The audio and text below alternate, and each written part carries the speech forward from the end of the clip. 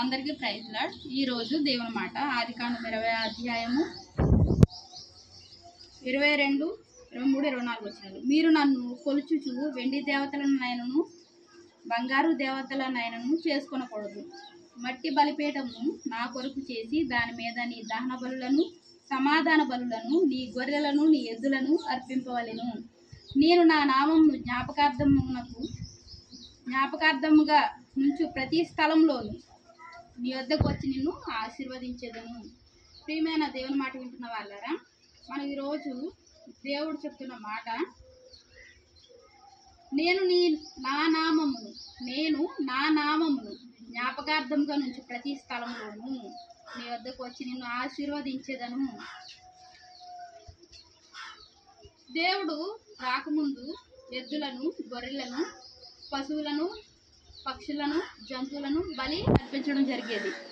మరి దేవాది దేవుడు మనల్ని ప్రేమించి ఆయనే ఈ భూమి మీదకు వచ్చి ఆ ఎద్దులకు, ఆ యొక్క పశువులకు, జంతువులకు మారుగా మన భారం ఎక్కువైన కారణం చేత ఆ ఎద్దుల యొక్క రక్తము, ఆ పశువుల రక్తము మనల్ని శుభ్రపరచలేదు. మన పాపమును కొట్టివేయని పరిస్థితిలో ఉంది.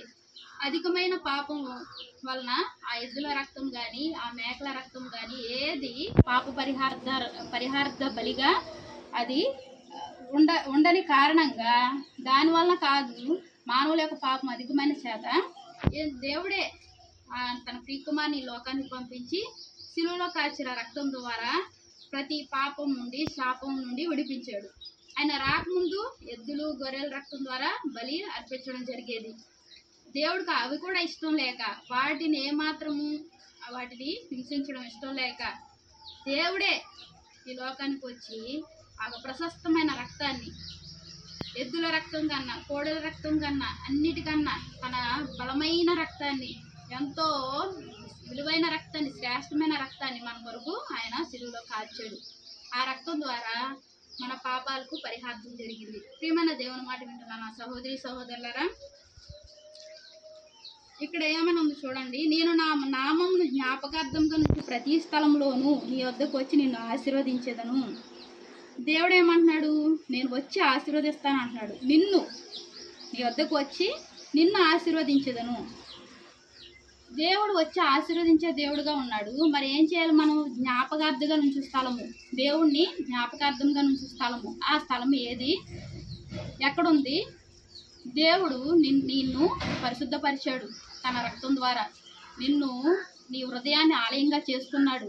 అది ఆయనకి ఇష్టమైన స్థలంగా ఉంది.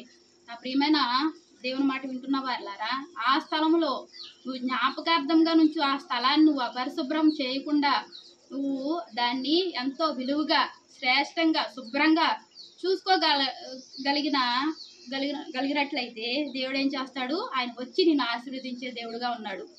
మరి ఆయన రావాలంటే ఆ స్థలం ఎలా ఉండాలి? హృదయం అనే స్థలం శుభ్రంగా ఉండాలి, పరిశుభ్రంగా ఉండాలి.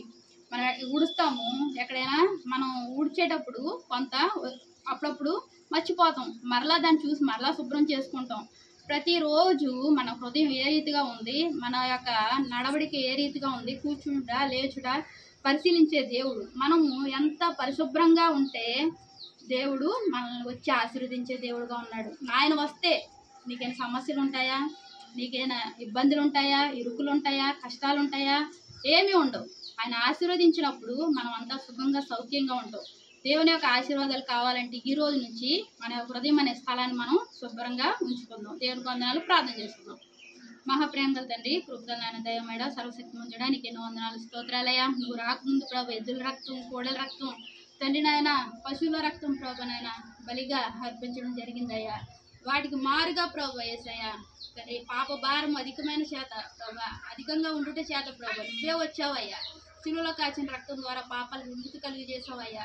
హృదయమైన స్థలాన్ని శుభ్రంగా ఉంచుకుంటే నువ్వు వచ్చి ఆశీర్వదించే దేవుడుగా ఉన్నావయ్యా. నీ ప్రేమను బట్టి వందనాలు చెల్లించుకుంటూ నీ వాక్యం వింటున్న ప్రతి ఒక్కరి హృదయమైన స్థలమును ప్రభు పరిశుభ్రంగా ఉంచుకొని నీ దీవులు, నీ ఆశీర్వాదాలు పొందుకుని కృపను అనుగ్రహించమని కృపగల దేవునికి ఎన్నో వందనాలు, స్తోత్రాలు చెల్లించుకుంటున్నా. ప్రభుని రక్షకుడు అనే క్రీస్తు నామములో అతి వినయంగా బ్రతిలాడి పెట్టుకుంటున్నాను తండ్రి. ఆమేన్.